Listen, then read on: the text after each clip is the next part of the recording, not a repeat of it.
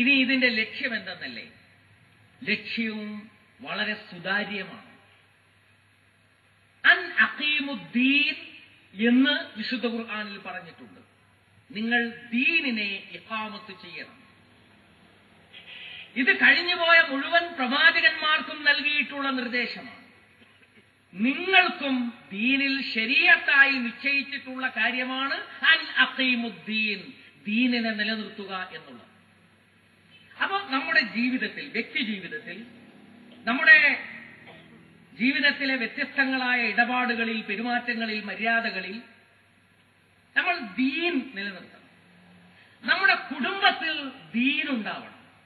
ദീനിന്റെ ചട്ടവട്ടങ്ങൾ ഉണ്ടാകണം നമ്മുടെ കുടുംബത്തിൽ. നമ്മൾ ഒരുമിച്ച് കൂടുന്ന മഹല്ലുകളുണ്ടല്ലോ, കുറ്റിച്ചൂറ പോലെയുള്ള പ്രദേശങ്ങൾ, ഈ പ്രദേശങ്ങളിൽ അള്ളാഹുവിൻ്റെതായ ദീൻ ഉണ്ടാകണം.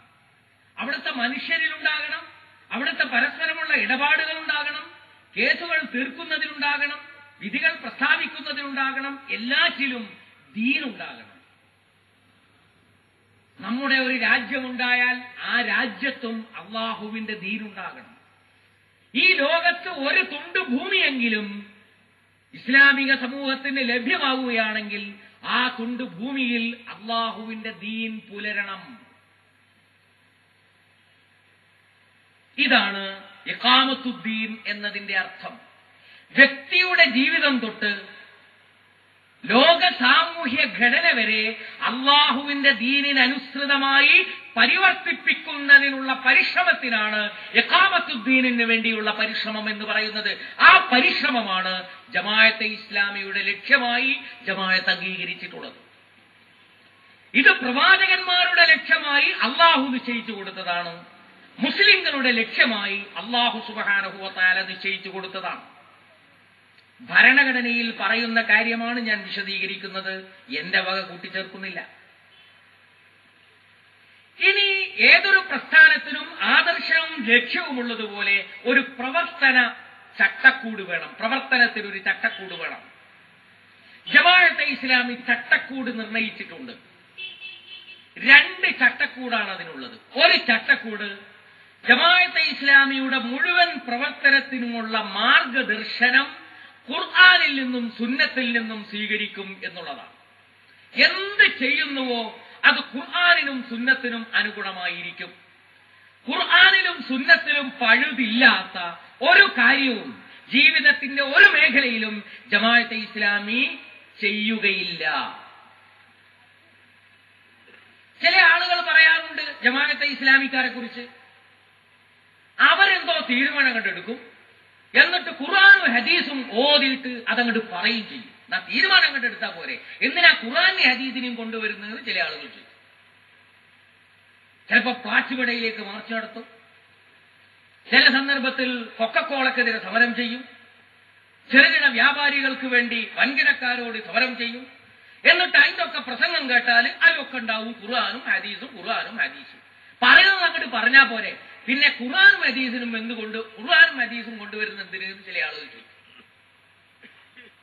സംഭവം ഇങ്ങോട്ട് ചിന്തിക്കുമ്പോഴാ പ്രശ്നം, നേരെ ചൊവ്വ ചിന്തിച്ചാ പ്രശ്നമില്ല. ഈ പ്ലാറ്റുമടയിലേക്ക് മാർച്ച് ചെയ്യണോ, ചെറുകിട വ്യാപാരികൾക്ക് വേണ്ടി ശബ്ദിക്കണമോ, കർഷകന്മാർക്ക് വേണ്ടി പ്രോത്സാഹനം നൽകണമോ, കൊക്കക്കോളയും പെപ്സിക്കോളയും നാട്ടിൽ നിന്ന് ഇല്ലായ്മ ചെയ്യാൻ വേണ്ടി പ്രവർത്തിക്കണമോ എന്നുള്ള തീരുമാനം ജമാഅത്തെ ഇസ്ലാമിയും അതിന്റെ വിദ്യാർത്ഥി യുവജന സംഘടനകളും എടുക്കുന്നത് ഖുർആനിനെയും സുന്നത്തിനെയും അടിസ്ഥാനപ്പെടുത്തിയാണ്. ഖുർആനിനെയും സുന്നത്തിനെയും അടിസ്ഥാനപ്പെടുത്തി ജീവിതത്തിന്റെ വിവിധ മേഖലകളിൽ പ്രവർത്തിക്കാനും നയനിലപാടുകൾ വ്യക്തമാക്കാനും തീരുമാനിച്ചിട്ടുള്ള ഒരു പ്രസ്ഥാനത്തിന് അങ്ങനെ അല്ലാതെ ചെയ്യാൻ പറ്റില്ല. അതുകൊണ്ട് അങ്ങനെ ചെയ്യുന്നു. അങ്ങനെ ചെയ്തതുകൊണ്ട് ഇത് ജനങ്ങൾക്ക് വിശദീകരിച്ചു കൊടുക്കുമ്പോ ഖുർആനും ഹദീസും അതിൽ വരുന്നു. അത്രയേ ഉള്ളൂ. വളരെ സിമ്പിളാണ് കാര്യം. കേൾക്കുന്നവരെന്ത് മനസ്സിലാക്കുന്നു? കേൾക്കുന്നവർ മനസ്സിലാക്കുന്നത് ഉണർന്ന് ചിന്തിക്കാനും വിശാലത ഉൾക്കൊള്ളാനും കഴിയാത്ത ചില മുസ്ലിങ്ങളല്ലാത്ത ആളുകളൊക്കെ ചിന്തിക്കുന്നത് ഇത് വലിയ അത്ഭുതം തന്നെ. സാമ്രാജ്യത്വത്തിന് വിരുദ്ധമായും ഫാഷിസത്തിന് വിരുദ്ധമായും ലോക മുതലാളിത്തത്തിന് വിരുദ്ധമായും പ്രവർത്തിക്കുവാൻ ആഹ്വാനം ചെയ്യുകയും പ്രവർത്തിക്കാൻ ആവശ്യമായ വെളിച്ചം നൽകുകയും ചെയ്യുന്ന ഒരു വിശ്വാസം ഇവരുടെ കയ്യിലുണ്ടല്ലോ എന്നാണ്. ഒരു ഈമാൻ, ഒരു വിശ്വാസം. ആ വിശ്വാസം ആധുനികതയുടെ പ്രവണതകളെ ഉൾക്കൊള്ളുവാനും ആ പ്രവണതകളെ ഉൾക്കൊണ്ടുകൊണ്ട് നിലപാടുകൾ സ്വീകരിക്കുവാനും ആധുനികമായ പ്രശ്നങ്ങളെ അഡ്രസ് ചെയ്യുവാനും ഇവരെ പ്രാപ്തരാക്കുന്നുണ്ടല്ലോ എന്നുള്ള അത്ഭുതമാണ് മുസ്ലിങ്ങൾക്ക് പുറത്തുനിന്ന് ജമാഅത്തെ ഇസ്ലാമിയെയും അതിന്റെ പോഷക സംഘടനകളെയും കുറിച്ച് ചിന്തിക്കുന്നവർ ഉണ്ടാകുന്നത് എന്ന് നമ്മൾ മനസ്സിലാക്കണം. വലിയ ഒരാശയമാണ്. ഈയിടെ ഒരു സാമൂഹ്യ പ്രവർത്തകൻ, ഒരു സോഷ്യൽ ആക്ടിവിസ്റ്റ് സംസാരിക്കുന്നത് കേട്ടു. ജമാഅത്തെ ഇസ്ലാമിക്ക് ചില വിശ്വാസങ്ങളുണ്ട്. ആ വിശ്വാസത്തിന്റെ അടിസ്ഥാനത്തിലാണ് ഇവർ സാമ്രാജ്യത്വത്തിന് വിരുദ്ധമായ സമീപനം സ്വീകരിക്കുന്നത് എന്നുള്ളവർ ഇന്ന് ചിലർ വിമർശനമായി പറയുന്നു, ആക്ഷേപമായി പറയുന്നു. വിശ്വാസി അല്ലാത്ത അയാൾ പറയുന്നു, ഏതെങ്കിലും ഒരു വിശ്വാസം മനുഷ്യന്റെ നന്മയ്ക്ക് വേണ്ടി മനുഷ്യനെ മുഴുവൻ കശാപ്പ് ചെയ്യുന്ന കാട്ടുനീതിക്കെതിരായി പ്രവർത്തിക്കുവാൻ പ്രേരിപ്പിക്കുന്നില്ലെങ്കിൽ പിന്നീട് ആ വിശ്വാസത്തിന് എന്ത് മൂല്യം എന്നാണ് അയാൾ ചോദിച്ചത്. നമ്മുടെ വിശ്വാസം, നമ്മുടെ ഈമാൻ, നമ്മുടെ അഖീദ, അല്ലാഹുവിലും പരലോകത്തിലും മനുഷ്യ നന്മയിലും പ്രവാചകത്വത്തിലുമുള്ള നമ്മുടെ വിശ്വാസം, ആ വിശ്വാസം സാമൂഹ്യ പ്രവർത്തനത്തിന് നമ്മെ പ്രേരിപ്പിക്കുകയാണ് ചെയ്യുന്നത്. ആ പ്രേരണയോടുകൂടി സാമൂഹ്യ പ്രവർത്തനത്തിൽ ഏർപ്പെടുമ്പോൾ എന്തൊന്നാണ് ഞങ്ങൾക്ക് പ്രചോദനം ചെയ്യുന്നത് എന്ന് ജനങ്ങളോട് പറയുക എന്നത് നീതിയുക്തമായ സത്യസന്ധമായ ഒരു വെളിപ്പെടുത്തൽ മാത്രമാണ്. അല്ലാതെ ഏതെങ്കിലും സങ്കുചിതമായ ഒരു തീരുമാനത്തിന് അല്ലാഹുവിനെയും റസൂലിനെയും കൂട്ടുപിടിക്കാൻ ശ്രമിക്കുകയല്ല ചെയ്യുന്നത് എന്ന് നിങ്ങൾ മനസ്സിലാക്കണം. ഞാൻ പറഞ്ഞു വന്നത് മുഴുവൻ പ്രവർത്തനങ്ങളുടെയും ചട്ടക്കൂട് ഖുർആനും സുന്നത്തും മാത്രമായിരിക്കും എന്നുള്ളതാണ്. ഇതിനപ്പുറത്തേക്ക് അതിൽ പഴുതില്ലാത്ത ഒരു കാര്യം ജമാഅത്തെ ഇസ്ലാമിക്ക് ഇതുവരെ ചെയ്യേണ്ടി വന്നിട്ടില്ല. ചിലർ മതരാഷ്ട്രവാദം എന്ന് പറയുന്നു, ചിലർ പിന്നെന്താണ് ഇസ്ലാമിന്റെ കുപ്പായമണിഞ്ഞ കമ്മ്യൂണിസ്റ്റുകൾ എന്ന് പറയുന്നു, വേറെ ചില ആളുകൾ ദീനിൽ നിന്ന് ആദർശ വ്യതിയാനം സഞ്ചരിച്ച് എവിടെയോ എത്തിപ്പോയെന്ന് പറയുന്നു. ഇതൊക്കെ കേട്ടാൽ അവസാനം നമുക്ക് പറയാനുള്ള മറുപടി, ഞങ്ങൾ എന്തൊക്കെ പ്രവർത്തിച്ചിട്ടുണ്ടോ ആ പ്രവർത്തിച്ചിട്ടുള്ളത് മുഴുവൻ ഖുർആനിലും സുന്നത്തിലും പഴുതുള്ളയിടത്തോളം മാത്രമാണ് എന്നാണ്. ഇനി ആക്ഷേപങ്ങളെ കുറിച്ച് പറയാനുള്ളത്, ആ ആക്ഷേപങ്ങൾ പ്രവാചകന്മാരോട് നടത്തിയിട്ടുള്ള ആക്ഷേപമാണ്. എടോ, നിന്റെ നമസ്കാരമാണോ ഇങ്ങനെയൊക്കെ ചെയ്യാനും പറയാനും നിന്നെ പ്രേരിപ്പിക്കുന്നത് എന്ന് പരിഹാസ രൂപേണ അവർ ചോദിച്ചിട്ടുണ്ടായിരുന്നു. റസൂലുള്ളാഹി സ്വല്ലല്ലാഹു അലൈഹി വസല്ലം മക്കയിലെ തെരുവീഥികളിൽ ഖുർആനിന്റെ അവസാന ഭാഗങ്ങളിൽ ഇന്ന് നാം വായിക്കുന്ന ആയത്തുകൾ ഇങ്ങനെ ഓതിക്കൊണ്ടിരുന്നല്ലോ. ആ ഓതിക്കൊണ്ടിരുന്നത് അന്ന് ശ്രദ്ധിച്ച ഒരു മനുഷ്യൻ,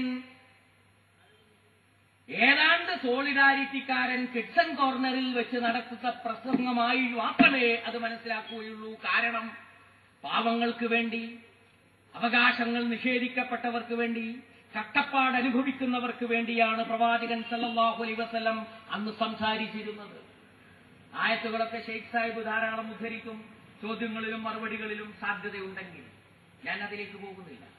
ഞാൻ പറയുന്ന മുഴുവൻ പ്രവർത്തനങ്ങളും ഖുർആനിന്റെയും സുന്നത്തിന്റെയും അടിസ്ഥാനത്തിൽ അതിൽ പഴുതുള്ളയിടത്തോളം മാത്രമാണ് ജമാഅത്തെ ഇസ്ലാമി ചെയ്യുന്നത്. ഇതാണ് ജമാഅത്തെ ഇസ്ലാമിയുടെ പ്രവർത്തന ചട്ടക്കൂടിന്റെ ഒന്നാമത്തെ ഭാഗം. പ്രവർത്തന ചട്ടക്കൂടിന്റെ രണ്ടാമത്തെ ഭാഗം, ജമാഅത്തെ ഇസ്ലാമി പ്രയോജനാത്മകവും ക്രിയാത്മകവുമായ മാർഗം മാത്രമേ സ്വീകരിക്കൂ എന്നുള്ളതാണ്. ജനാധിപത്യപരമായ മാർഗം മാത്രം. നിഷേധാത്മകമായ വർഗ സംഘടനകൾ ഉണ്ടാക്കുന്ന, വർഗീയ സംഘർഷത്തിന് കാരണമായി തീരുന്ന ഒരു പ്രവർത്തനവും ജമാഅത്തെ ഇസ്ലാമി നടത്തുകയില്ല എന്ന് കട്ടായമായി അതിന്റെ ഭരണഘടനയിൽ എഴുതി വച്ചിരിക്കുന്നു. അപ്പൊ ചില ആളുകൾ ചോദിക്കും, അതും ഖുർആനും സുന്നത്തിലില്ലേ? അതും ഖുർആനിലും സുന്നത്തിലും ഉണ്ട്.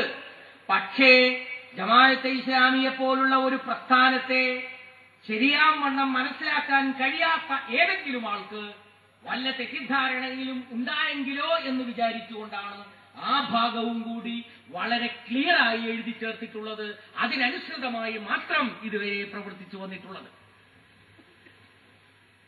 ഇപ്പോ ലാ ഇലാഹ ഇല്ലല്ലാഹ് മുഹമ്മദ് റസൂലുള്ളാഹ് എന്ന ആദർശം, ഇഖാമത്തുദ്ദീൻ എന്ന ലക്ഷ്യം, ആ ലക്ഷ്യത്തിലേക്ക് ഖുർആനും സുന്നത്തും വരച്ചു കാണിക്കുന്ന മാർഗങ്ങൾ, ജനാധിപത്യപരവും ക്രിയാത്മകവുമായ മാർഗങ്ങൾ, ഇതാണ് ജമാഅത്തെ ഇസ്ലാമിയുടെ ആകത്തുക. എന്നിട്ട് എന്തായി നാട്ടിൽ ജമാഅത്ത് ചെയ്യുന്നത്? ഇങ്ങനെ ഒരു പ്രസ്ഥാനം എന്താ ചെയ്യുന്നത്? ഇഖാമത്തുദ്ദീനും വേണ്ടിയിട്ട് 3 അടിസ്ഥാന പ്രവർത്തനങ്ങളാണ് ചെയ്യുന്നത്. അതിൽ ദീനിൽ പഴുതുണ്ടോ ഇല്ലയോ എന്ന് നിങ്ങൾ അന്വേഷിക്കണം. ഒന്നാമത്തെ കാര്യം, ഇതിൽ ഉൾച്ചേർന്ന് പ്രവർത്തിക്കുന്ന ആളുകളുണ്ടല്ലോ, പ്രവർത്തകർ. ആ പ്രവർത്തകരെ അള്ളാഹുവിലേക്ക് അടുപ്പിക്കുക, ജനങ്ങളിലേക്ക് അടുപ്പിക്കുക എന്ന പ്രവർത്തനമാണ്. ആഴ്ചക്ക് യോഗം കൂടും, മാസത്തിന് വേറെ യോഗം കൂടും, 3 മാസം കൂടുമ്പോൾ വേറൊരു യോഗം കൂടും.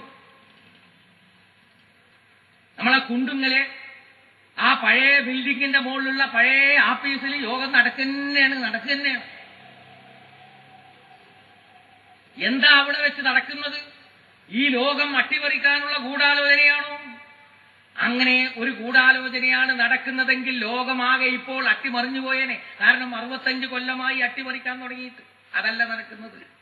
അവിടെ നടക്കുന്നത് ഖുർആൻ പാരായണം, ഹദീസ് പാരായണം, ചരിത്ര പാരായണം, ലോകത്ത് നടന്നുകൊണ്ടിരിക്കുന്ന സംഭവങ്ങളെക്കുറിച്ചുള്ള നിരൂപണം, അള്ളാഹുവിലേക്ക് അടുക്കുവാനുള്ള മാർഗങ്ങളെക്കുറിച്ച് ആരായൽ, ദ്വാ പഠിക്കൽ, ഇതുപോലുള്ള കാര്യങ്ങളാണ് അവിടെ നടന്നുകൊണ്ടിരിക്കുന്നത്. അള്ളാഹുവിലേക്ക് അടുപ്പിക്കുക, ഈ ലോകത്തേക്കും ജനങ്ങളിലേക്കും ജമാഅത്തെ ഇസ്ലാമിയുടെ പ്രവർത്തകരെ അടുപ്പിക്കുക എന്നുള്ള പ്രവർത്തനം. ഞാനത് വിശദീകരിക്കുന്നില്ല, സമയം കുറച്ചേ ഉള്ളൂ. അതിനാണ് തെർബിയത്ത് എന്ന് പറയുന്നത്. തെർബിയത്ത് വിഭാഗം സെക്രട്ടറിയാണ് ഇരിക്കുന്നത് എന്ന് പറഞ്ഞു. ജമാഅത്തെ ഇസ്ലാമിയുടെ തെർബിയത്ത് എന്ന് പറയുന്ന ഒരു സംഗതിയുണ്ട്. ആ സംഗതി വളരെ ഭദ്രവും വ്യവസ്ഥാപിതവുമായി നടന്നുകൊണ്ടിരിക്കുന്നുണ്ട്. അത് ജമാഅത്ത് പ്രവർത്തകരിൽ മാത്രമാണ് നടക്കുന്നത്. അത് പക്ഷേ പുറം ലോകം അറിയില്ല.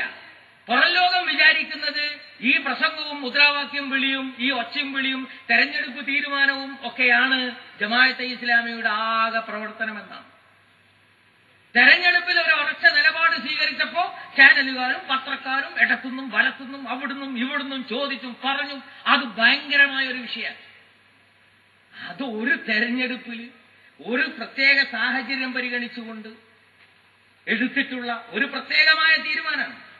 ജമാഅത്തെ ഇസ്ലാമിയുടെ വിപ്ലവകരമായ മുന്നേറ്റത്തിൽ ഇത് വളരെ ചെറിയ ഒരു സംഗതി മാത്രമാണ്. പക്ഷേ പത്രക്കാർക്ക് അതാണ് കാര്യം. പത്രക്കാർക്ക് ജമാഅത്തെ ഇസ്ലാമിയുടെ പ്രവർത്തനം മുഖേന ഇത്രയാൾ കള്ളുകൂടി നിർത്തി, ജമാഅത്തെ ഇസ്ലാമിയുടെ പ്രവർത്തനം മുഖേന ഇത്രയാൾ ദീനുമായിട്ട് അടുത്തു, ജമാഅത്തെ ഇസ്ലാമിയുടെ പ്രവർത്തനം മുഖേന ഇത്ര സേവന പ്രവർത്തനങ്ങൾ നാടുനീളെ നടക്കുന്നു, ഇതൊന്നും പറഞ്ഞാൽ അവർക്ക് കാര്യമില്ല. അവർക്ക് കാര്യത്തെ അത് ചോദിച്ചാൽ തെരഞ്ഞെടുപ്പിൽ തീരുമാനം വന്നു, അങ്ങട്ടായി ഇങ്ങട്ടായി, അവിടെ ചോദ്യം ചെയ്തു, ഹലോ അവിടെ എങ്ങനെയല്ലേ, ഇവിടെ എങ്ങനെയല്ലേ, അത് കെട്ട് വിഷയാക്കുമ്പോ വിചാരിക്കും ഇതാകെ മാറിപ്പോയി. അതിലെന്താ ചെയ്തത്?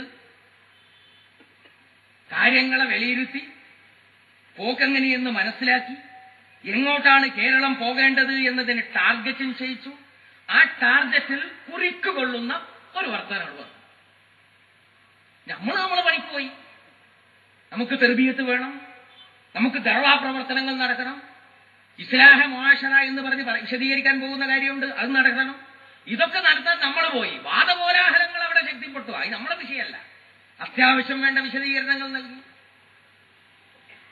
ജമാഅത്തെ ഇസ്ലാമി ഓഫീസിൽ നിന്ന് 2 പ്രസ്താവനയും ഒരു പത്രസമ്മേളനം പോരായിരുന്നു. അതേ അവസരത്തിൽ ഇപ്പുറത്ത് 65 കൊല്ലമായി ഇന്ത്യ ഉപഭൂഖണ്ഡത്തിൽ നടന്നു വരുന്ന ഒരു പണിയുണ്ട്. ഒരു പ്രത്യേക വിഭാഗത്തെ അള്ളാഹുവിന്റെ ദീനിനെ പ്രതിനിധീകരിക്കാൻ കഴിയുമെന്ന് പ്രതീക്ഷിച്ചുകൊണ്ട് വളർത്തിക്കൊണ്ടുവരിക എന്നുള്ള ജോലി, അത് വളരെ വ്യവസ്ഥാപിതമായി ജമാഅത്ത് നടത്തിക്കൊണ്ടിരിക്കുന്നുണ്ട്.